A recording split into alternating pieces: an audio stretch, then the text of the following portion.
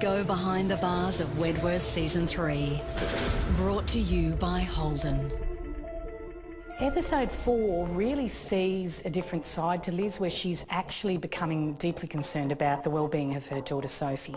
And she's absolutely devastated when her worst nightmare is realised, and she's put in the slot, woken up, dragged down to the admissions, and there is Sophie being incarcerated.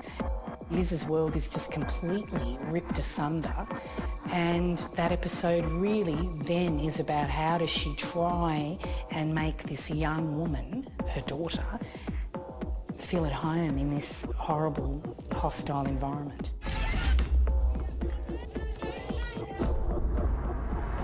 Before we get to the big basketball scene where B gets shivved, there's a lot of tension between B and Frankie. And in the kerfuffle of a fight breaking out between the two teams, B goes down and it turns out that she's been shivved and everyone suspects Frankie. Jodie shivs B because whilst Jodie is in isolation, Ferguson really psychologically and physically abuses her, and I think that Jodie's so terrified of Ferguson, but also kind of under her spell. I don't think it's as clear as Jodie being just afraid of Ferguson. I think she's just pretty much been traumatised and put under a spell, and she'll do whatever Ferguson wants, so when Ferguson tells her to shiv B, she's going to do it. Halfway through episode 4, Liz and Soph go into the showers to take a shower, and they are fairly promptly met by Juicy Lucy and her gang of pretty frightening lesbian friends. They attempt to attack Sophie.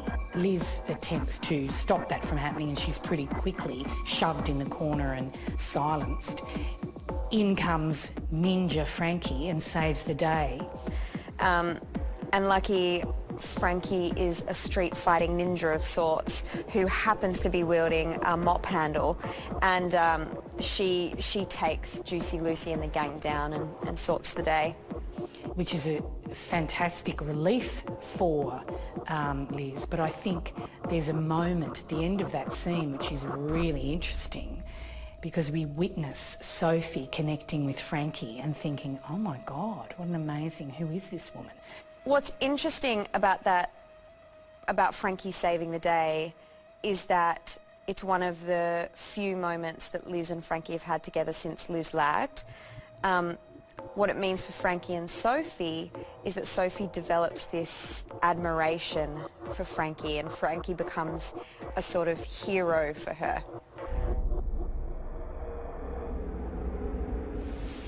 The Red Right Hand is an extraordinary group of women who have decided to take the law into their own hands with the inspiration of B. Smith and her actions. I don't think Kaz sees herself as a hero at all.